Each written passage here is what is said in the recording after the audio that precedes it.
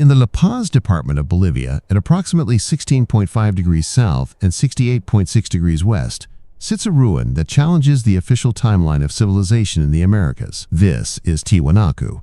Officially, its monumental construction began around 300 CE, but the site's own stones suggest a more complex story.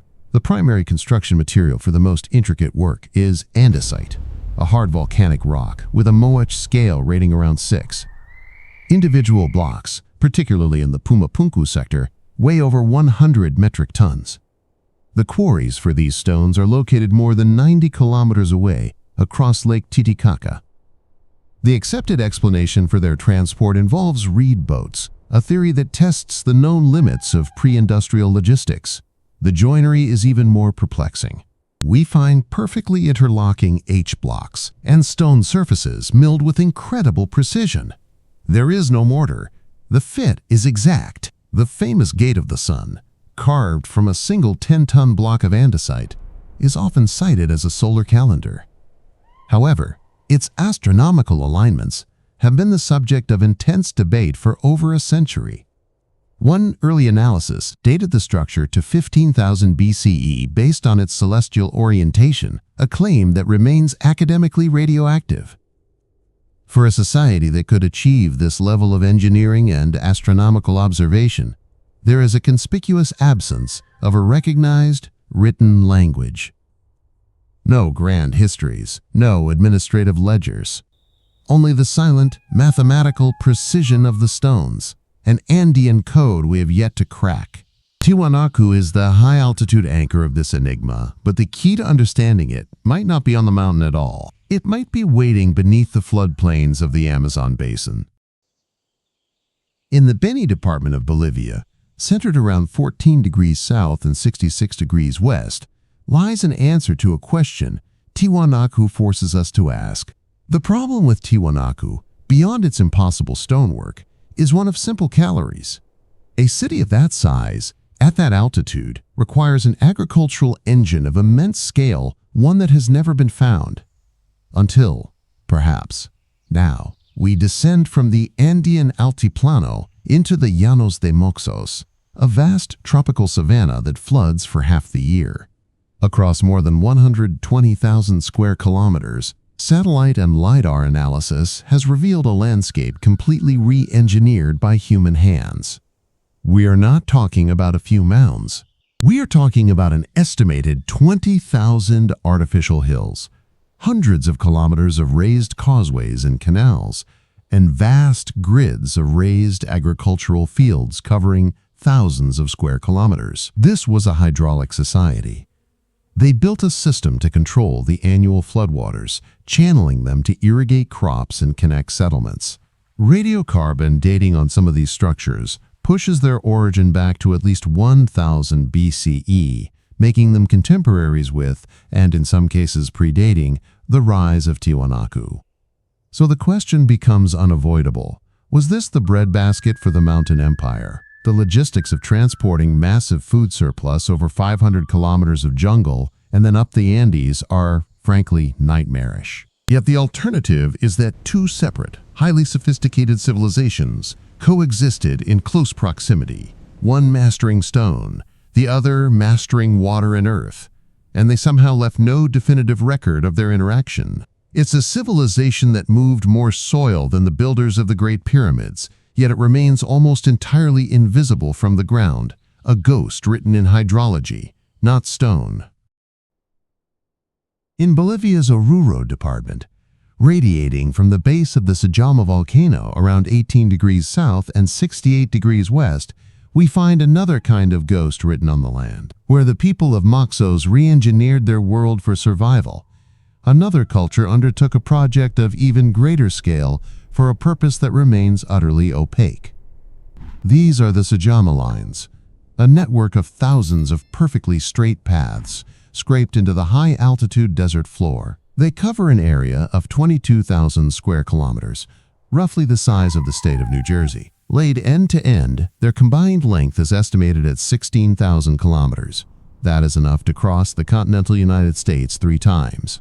Each line, 1 to 3 meters wide, was created by clearing the dark oxidized surface to expose the lighter soil beneath. Some run uninterrupted for 20 kilometers, deviating from a perfect straight line by less than a few meters, even as they cross hills and ravines. The technical precision required to achieve this without an aerial perspective is a significant engineering problem.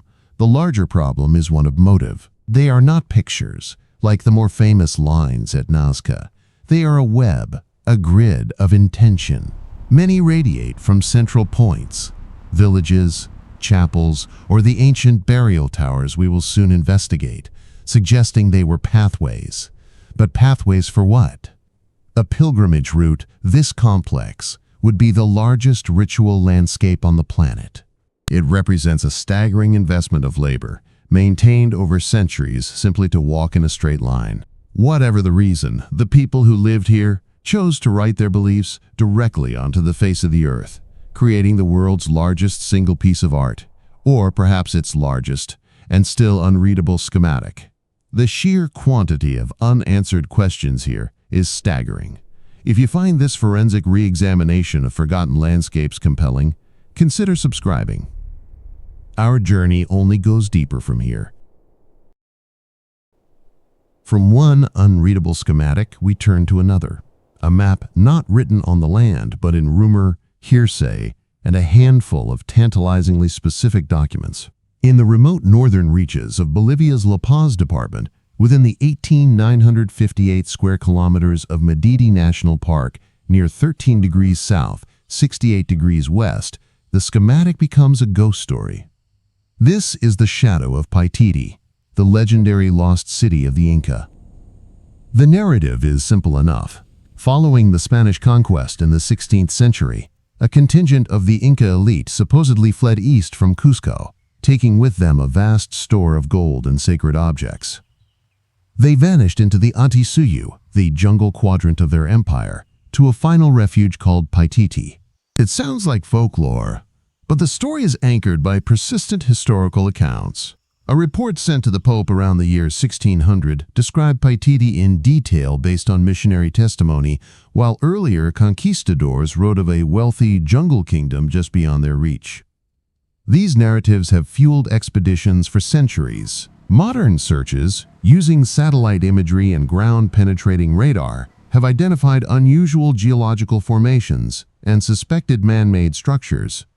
But the jungle here is a formidable opponent.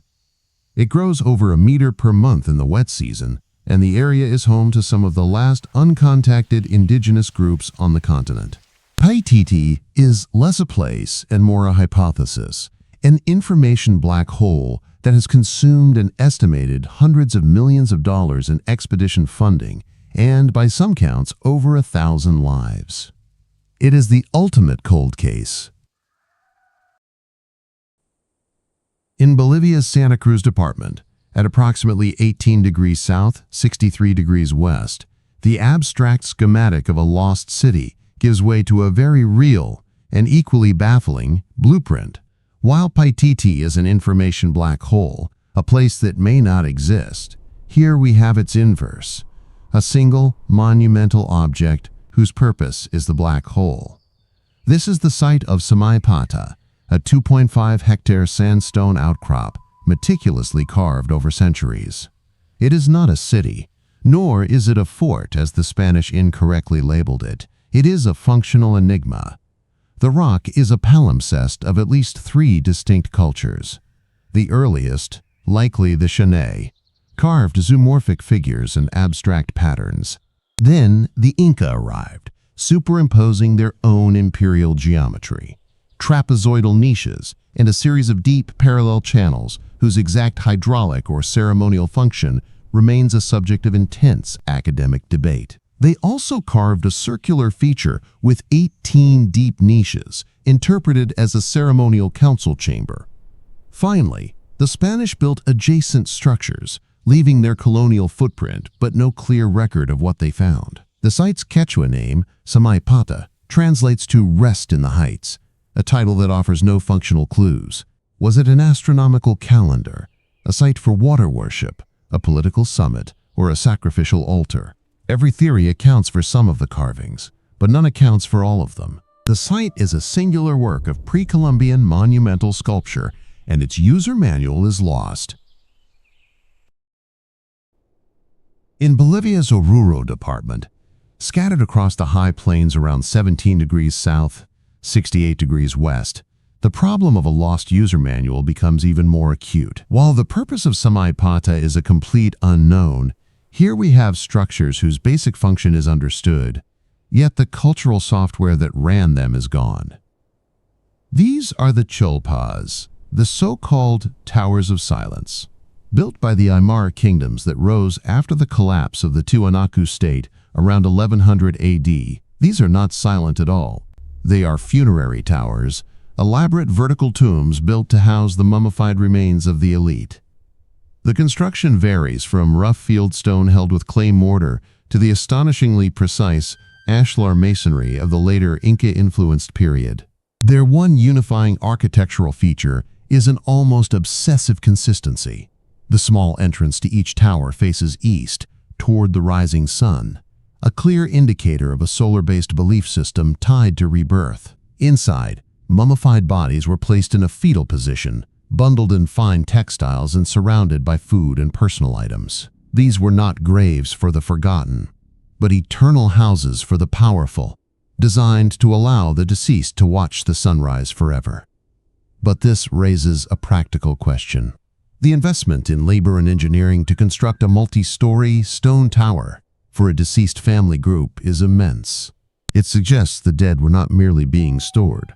They were expected to remain active participants in the community, their monumental homes a constant, visible reminder of lineage and power on the barren landscape. Centuries of looting have unfortunately treated them as little more than treasure chests, destroying the organic material and context that might have provided the final, critical answers.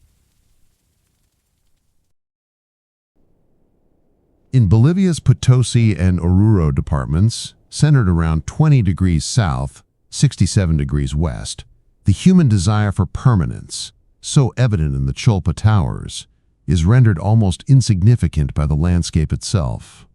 Here, the monument is not built upon the earth. It is the earth. This is the Salar de Uyuni, the world's largest salt flat, spanning over 10,582 square kilometers. It's a prehistoric lakebed so flat that its surface elevation varies by less than 1 meter across its entire expanse. This extreme planarity makes it the planet's premier calibration site for satellite radar altimeters. For an orbital instrument, it is the most predictable and therefore most valuable surface on Earth. The salt crust, a polygonal lattice of halite and gypsum, ranges from a few centimeters to several meters thick. Beneath it lies a brine, saturated not with ancient secrets, but with a modern obsession: lithium.